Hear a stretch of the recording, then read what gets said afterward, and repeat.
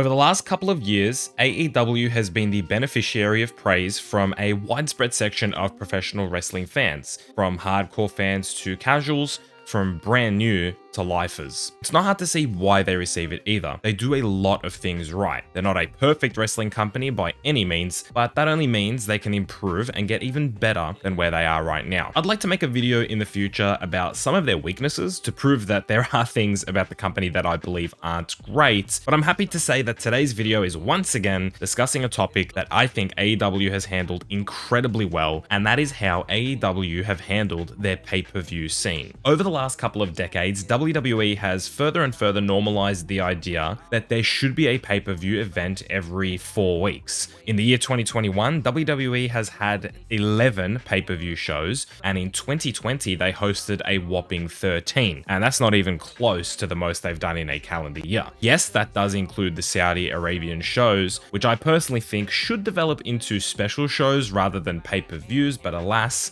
I don't make the rules. When AEW was introduced to the world, it became very apparent that pay-per-views were going to be a rare concept and that the company would take a different route. AEW quickly developed a 4 pay-per-view calendar year, and 2 years into this formula, I can genuinely say it's becoming a major success. The pay-per-views have become genuinely must-watch programming because as each one goes by, a new bar is set and a new moment is created that you just have to be there to witness live. It's the old saying of quality over quantity, and when it comes to pay-per-views, AEW is showing the world that that mentality is clearly the way forward. Now, I'm not saying 4 had to be the magic number. They could have ended up running a 6 pay-per-view calendar year and still be praised for trimming fat off their competitors' double digits. But the subtle genius in the 4 pay-per-view model hasn't only been in the pay-per-views themselves, but what Tony Khan has decided to do while booking in between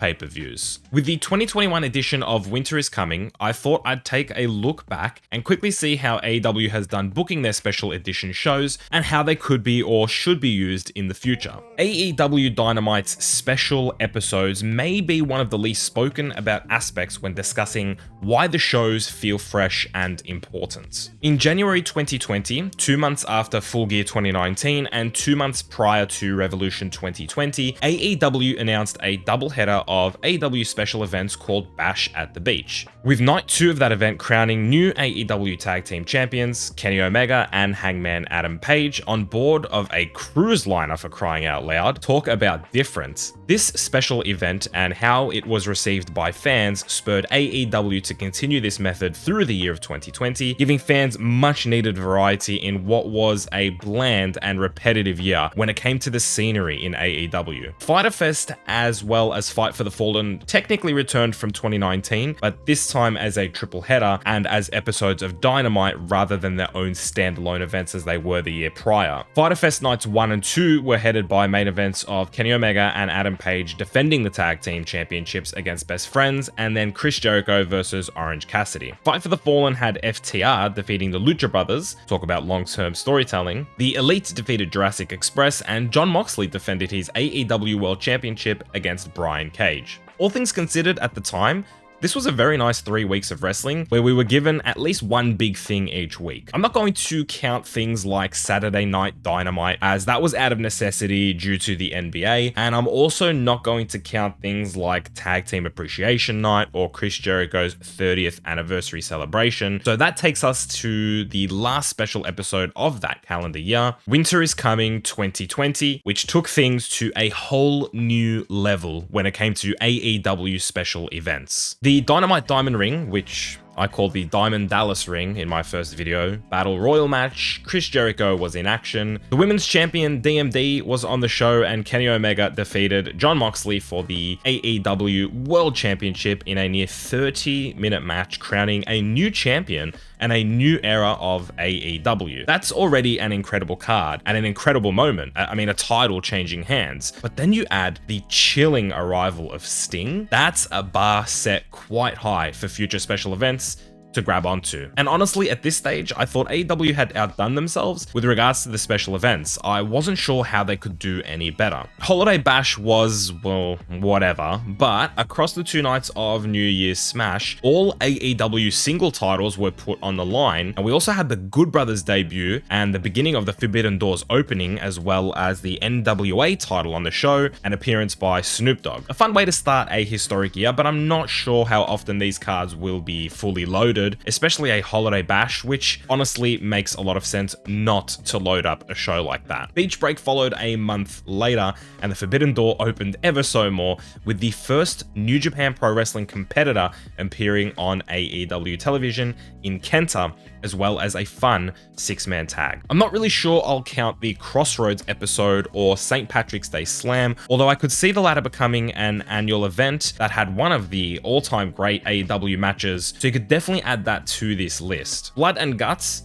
oof, tough ending to a great match. I'm not really sure I need to see another Blood and Guts, personally. Outside the main event, the card in general was a slight hiccup by TK on this one, but the episode did do over 1 million views. Double or Nothing passes, and we move into Road Rager on July 7. This was AEW's first special event since Bash at the Beach, the first episode we talked about in this video that was away from Daly's place in Jacksonville, and also AEW's first live touring event since You Know What. And man, what a refreshing feeling this was. The ultimate proof that professional wrestling needs to be on the road in packed venues. Andrade El Idolo's first AEW match against Matt something, as he would say, as well as the Young Bucks defeating Eddie Kingston and Penta in a street fight for the AEW tag titles. And of course, the dominant arrival of Malachi Black. Put the TNT title on that man already. Fyter Fest and Fight for the Fallen returned in 2021 as a triple header once again. You had Jon Moxley defending his IWGP United States title twice, where Lance Archer defeated him in the second match of those defenses, only for Lance Archer to then defend against New Japan Pro Wrestling's Hiku Leo in the third match for the belt during these 3 weeks, putting some shine on that New Japan gold. Nick Gage triggered a pizza company, Britt Baker defended her AEW women's title, Ricky Starks defeated Brian Cage, taking Team Taz into a new era, and AEW's first ever coffin match with who else? Technically, at this point, there was a second Homecoming show, which at this stage makes it an annual event, but I didn't talk about the first one because it was a New Year's Day event, whereas this was AEW's return to Daly's place since leaving it as the world opened up. A literal homecoming, and it was pretty solid. This crazy trio of Moxley, Eddie, and Darby had formed, and they had started wrestling together, and my word, I would like to see that again one day. And they took on the up-and-coming 2.0 and Daniel Garcia. Miro destroyed Lee Johnson, and if you guys know anything by now, you should know that Miro is one of my favorites. Malachi Black also defeated Cody Rhodes in his AEW in-ring debut in match 1 of what would eventually develop into a trilogy. Okay, let's take a breath. AEW Grand Slam 2021, Arthur Ashe Stadium in Queens, New York. This was the first special episode to actually be on both Dynamite and Rampage. Across the 2 nights, we saw MJF versus Brian Pillman Jr. Malachi Black beat Cody Rhodes again in match 2 of that aforementioned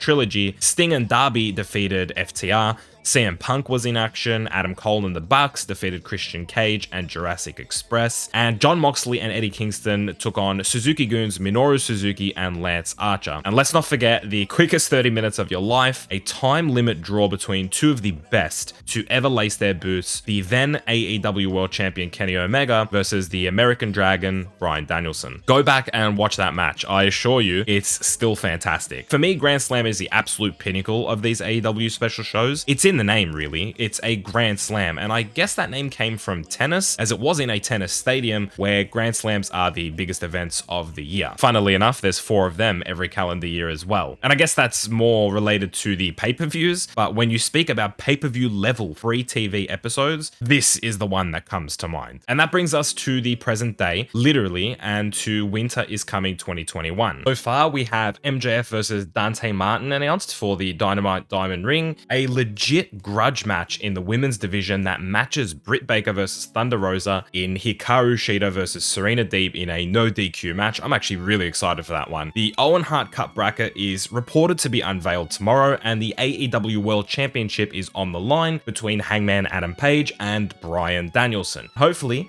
there may be a surprise arrival. Perhaps a potential tradition for winter is coming. Regardless of surprises, one thing is for certain. Tony Khan has done his best to make these special episodes feel must watch. I think the system AEW is running at the moment is refreshing. They have their major pay-per-view shows only 4 times a year. Quality over quantity there. But between those pay-per-view shows, they will pepper in these special shows to feed your appetite for must-watch programming. Moving on to the future, there will be another Holiday Bash and a New Year's Smash. Dynamite's first episode on TBS on January 5th will be a big show too, I'm sure, but we still have a long way to go to Revolution 22 on March 6th, and I'm sure Tony Khan has some more special shows planned for that period too. As a weekly Dynamite watcher, I never really get upset if a normal episode is average or even subpar because I know it won't last long. I never have to worry about when the next pay-per-view is because I know week to week there will be a build up to more than just pay-per-views. These mini pay-per-views are more than enough to recharge the batteries and get me to the next major event. To give a quick shout out to my top 3 favorite special episodes so far, it would probably be in chronological order: Winter is Coming 2020, Road Rager 2021, and Grand Slam 2021. Let's see where Winter is Coming 2021 ends up, and while we're discussing it, let me know what you would have in your top 3 special episodes and your take on the special episodes of AEW Dynamite. While you're down there, please leave a like on the video as it massively helps the channel, but most importantly, thanks for watching.